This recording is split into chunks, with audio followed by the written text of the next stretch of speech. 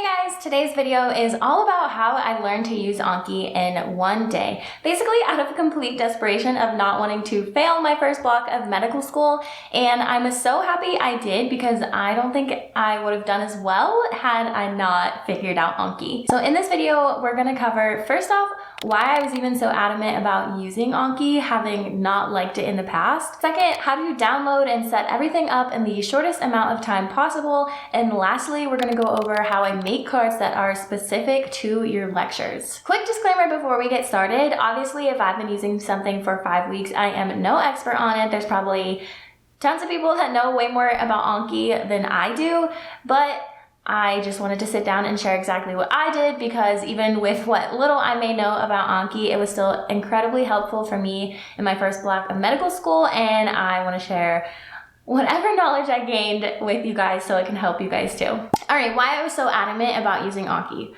I used Quizlet in undergrad and I thought it was fantastic. I loved it. I really liked Quizlet, but what I wanted was spaced repetition, and okay, maybe Quizlet has changed and they have that, but all I know, like, when I think of spaced repetition, I think of Anki. First off, spaced repetition in really dumbed down Maggie words is if you know a flashcard really well, you see it less often, and if you don't know it that well, you see it more often. Ali Abdul is like my favorite YouTuber, and he has tons of videos on like scientifically why that's really great and evidence-based blah blah blah. So check that out if you're more interested. But I just wanted to use spaced repetition, and I knew that if once you make the Anki cards, it literally takes like minimal to zero brain effort to plan out what you're going to study each day. So I don't, like with Quizlet, at least how it was when I was in undergrad, I would have to be like, okay, Wednesday I'm going to study my pharmacology Quizlet things, and like Thursday I'm going to study immunology, or I would just be like, every day I'm going to study all the Quizlet cards that I have, and that would be insane. I probably made like 800 Anki cards or something, and I do not want to do 800 Anki card or Quizlet cards every single day. That's not sustainable for med school. So I was not interested in trying Quizlet for med school, and I wanted to be able to wake up, come to my desk, and not have to think about it whatsoever about what I was going to study, and you can do that with Anki. I wake up, come to my desk, and do the cards that it tells me to do for the day. So that's why I was super adamant about figuring out Anki, having not liked it in the past, because I don't know about you, but Anki was so foreign and weird to me. Literally throughout my undergrad years and studying for the MCAT, I tried to adapt Anki like 3 different times, and I just couldn't. I disliked it despite the hype.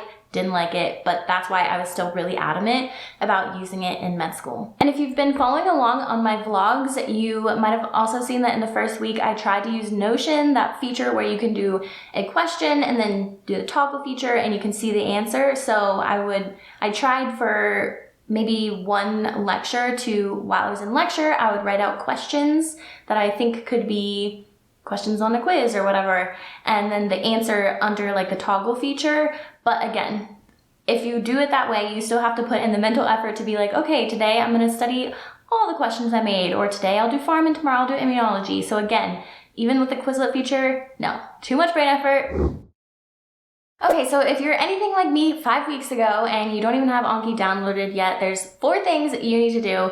That's download it onto your computer, change the settings to how you want them, and I downloaded this deck called Anki, which is a pre-made deck that a lot of people talk about, and it just has a ton of questions for step 1 and step 2 that you can easily just like unsuspend whatever you're learning, So anyway, downloading Anki is the 3rd thing, and then 4th, add-ons.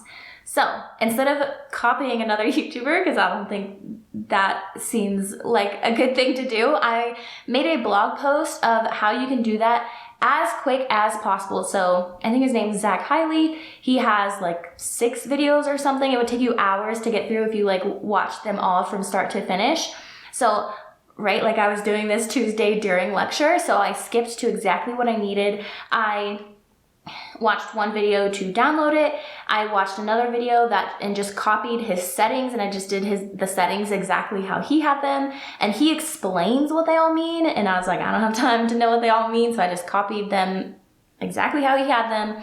And then he also has one on showing you how to download the pre-made deck Anki, And then add-ons, he has one, and then I'll do a bonus that's not, I don't know who that one's from, but it's a really good video on like some tips on image occlusion, which is an add-on that is really fantastic. So go to my blog post and look at the timestamps if you don't have time to like spend hours figuring it out. That is the most efficient way possible to get it all downloaded, set up, and ready to go.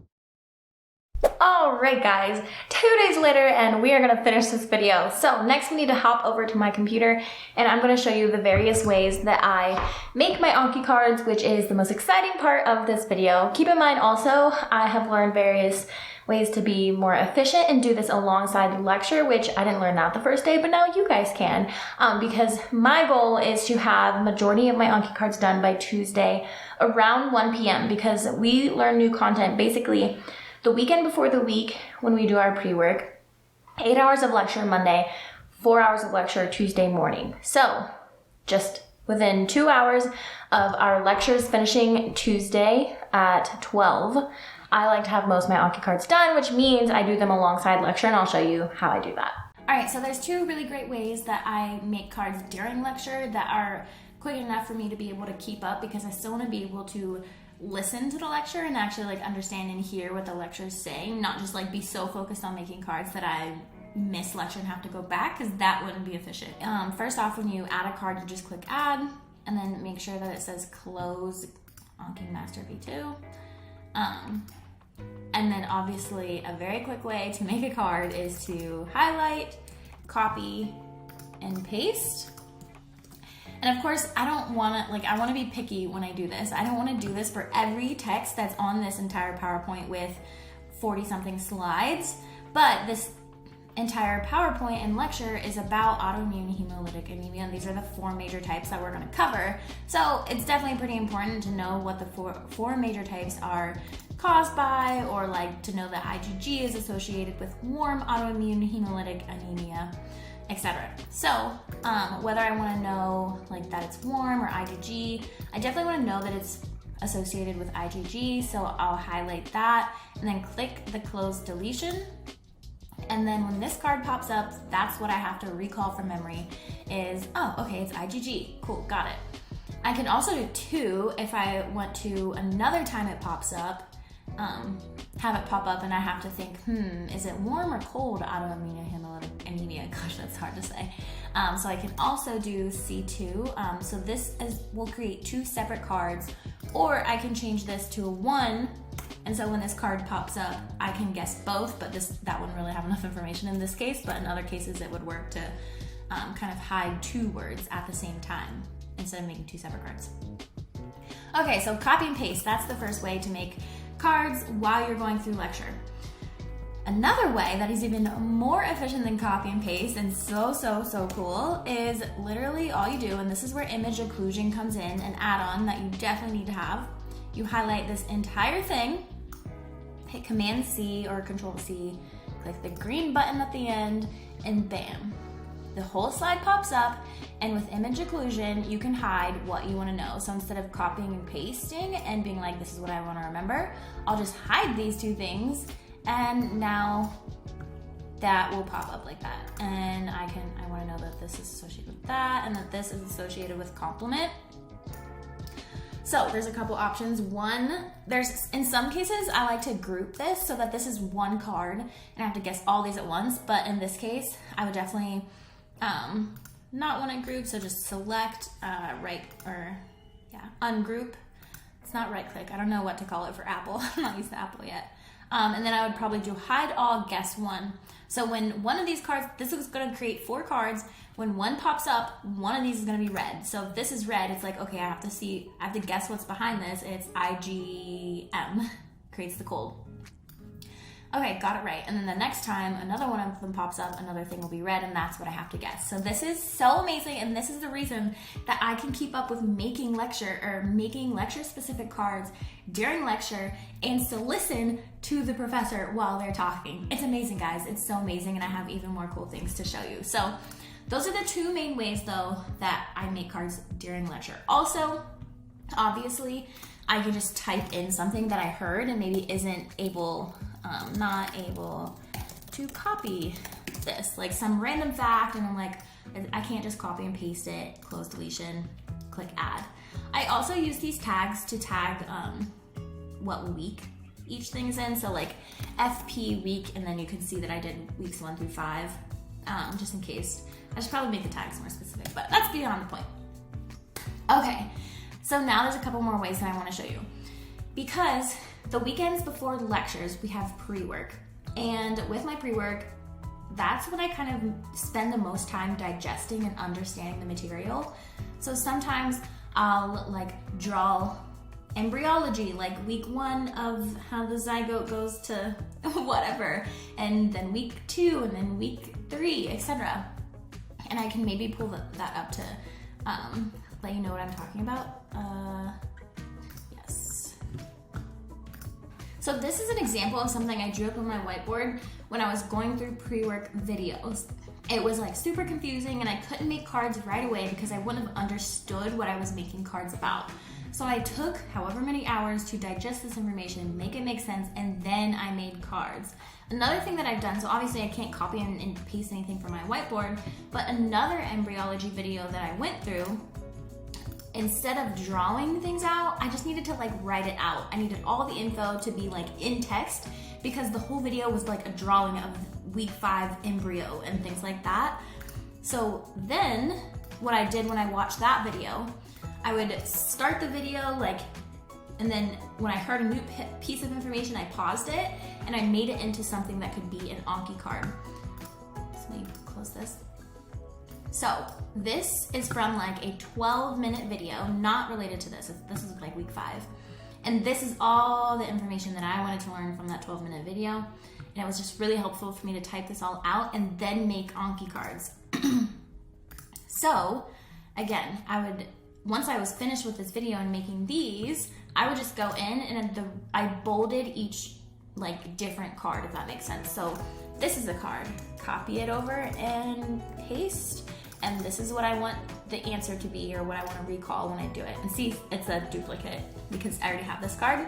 Same thing, these two, and those were cards, or I wanted to know, oh my gosh, that the ventral myotome is the hypomeric.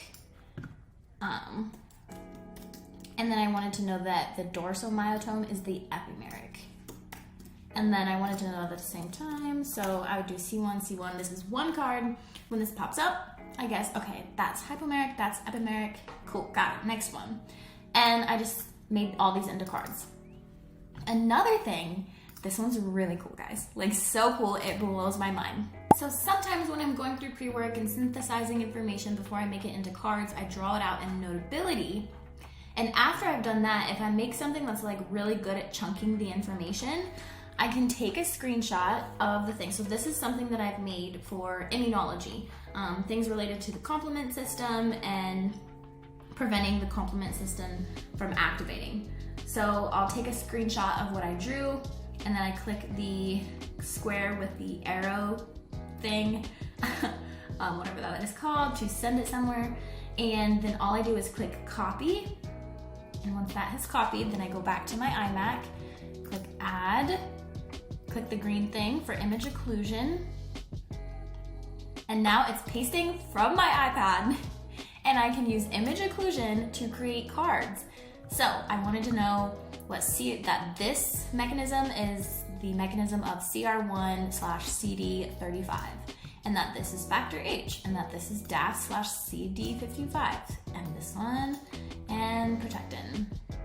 So bam, right there, I have 5 cards, and it'll pop up and like help me keep remembering what these 5 different things do. I think this is like the coolest thing on the entire planet. And sometimes I actually do use this feature, like being able to hop between the iPad and the iMac during lecture, because sometimes I'll want to write on the slide. So as I showed you before, I have the lecture slide on the left, and sometimes I just copied it, blah, blah, blah. Well, I also like to have it at the same time on my iPad in case there's something I want to write on the lecture slide, and then copy it, send it to my iMac, make a card real quick. If there's some downtime and the lecture's not like speedy, I'll do that. But that's another option. So those are all the ways that I make my own lecture specific cards. Now you guys can browse with me and see what lecture-specific pre-made Anki cards I can find for the block, or this upcoming week. So today's Sunday, Monday our new block Heme starts, and I haven't added any cards. I actually wouldn't do this on a Sunday. I would do this on a Tuesday afternoon, but we're just gonna find some cards that I think are gonna be really relevant to what I'm going to learn this week. All right, so the first thing that you wanna do is click Browse, and then you go to the sidebar to the left here, and it will probably look like this. So everything has like these toggle arrows. Here's the Anki deck. Make sure you have that downloaded first or you won't see all this. So then you click the first toggle is step 1, and then you go to the sketchy path. Well, I am, because I know that the videos I want to watch for this week are under sketchy path. And then you keep going down the rabbit hole. So blood and coagulation is the topic. And then there's microcytic anemias. And then, oh, okay, so here's iron deficiency. So that slide that I had pulled up, this is one of like 4 topics I had in my pre-work, and another one was iron deficiency. So this is perfect. I would look through these cards and be like, okay, what from my pre-work is going to be related to me specifically? Maybe sketchy sometimes has more info than we might learn this week. So I would look through and see, okay, when do symptoms of iron deficiency anemia occur? After ferritin in the bone marrow is depleted. So that's probably really good for me to know. I would look through a few more and make sure like it seems relevant. Like, okay, are we gonna learn about Plummer Vinson? I don't know. But there's also 71 cards. That's not a ton, but I don't wanna go through all of them individually. This seems like a really good deck for me to learn, considering what, oh, actually, this was my pre-work. This is perfect. This was in my pre-work video. So I'm definitely going to unsuspend these cards. And how you do that is Command A, which selects all of them, and then Command J, which I'll go ahead and do. So now these are in my deck and I can study them every day for the rest of the Heme block. So these are perfect, related to my lectures. And if I'm going through them, so I'll show you an example of one that's like, okay, maybe this is over my head. Click study now. Okay, so let's pretend this is like over my head, like, whoa, we're not gonna learn this week. I don't need this card. All you do is Shift 2, and that suspends the card. So now it goes away and I won't see it again. So if it's not relevant, I can just suspend it. So you don't have to worry about unsuspending like 71 cards. Like, it's okay. You can suspend it again later if it doesn't work. So back to browse, because besides, if you don't have sketchy, you don't need sketchy. The other way to look for it is just by the topics here. So obviously Heme Onc for my Heme block, that sounds relevant. And then I would go to, I don't know what that is, hematology. So I don't know if we're gonna talk about that. Yeah, again, I would go through this again Tuesday, but maybe let's look at RBC, because some of that stuff was in my pre-work in pathology. Okay, so there's 14 cards here, and let's see if some of these, I know one thing mentioned liver disease in my pre-work, and oh, macrocytic anemia was in my pre-work. Oh, but I don't know if that is. So I would go through this again Tuesday and see if any of this were related. I do know like this was talked about, etc. I don't know if like we'll learn about that or not, but if we do, like let's say in a Monday lecture this is talked about, I'll be like, oh, that's perfect. Like this deck might be perfect, or this subset of this deck might be perfect, but I won't really know until like later on in the week. I don't want to just unsuspend like 800 cards for 1 week. That would be a little too much. I like to keep it as low as possible. But anyway, that concludes 1, making your own cards, making them during lecture, making them outside of lecture, and finding pre-made cards from the Anki deck. All right, so real quick, I just wanted to share a few takeaways now that I've used Anki for 5 weeks. I will absolutely keep using it. It is so, so good, and it came in clutch for studying for final exams because I didn't really have to do extra studying, because each week I make those cards and I study them every morning. So at the end of week 5, I had already, or let's say at the beginning of week 5, I had already been studying week 2 material, week 3 material, week 4 material. So amazing, amazing. But one downside I think that I have to be cognizant of is it makes me really lazy. Like I said, it takes no brain effort to wake up and just do my Anki cards, but the other stuff that I need to do in addition to that does take brain effort, and it's so easy for me to be like, okay, I finished my Anki cards and now I don't want to study anymore. So that example of the complement pathway that I drew out and those like DAF CD55 and Protectin CD59, like that rolls off the tongue for me because I took the time to draw it out, chunk the information, and then make cards when I was doing my pre-work.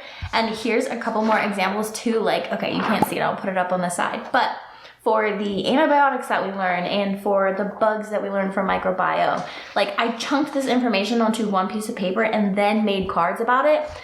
Doing that takes more mental effort, but doing those things together helps my learning so much. So Anki by its very own lonesome self, I think is like, I'm able to pass my tests, but to do better than just pass, I also like to chunk the information, like put it on one piece of paper, then put it in my Anki cards.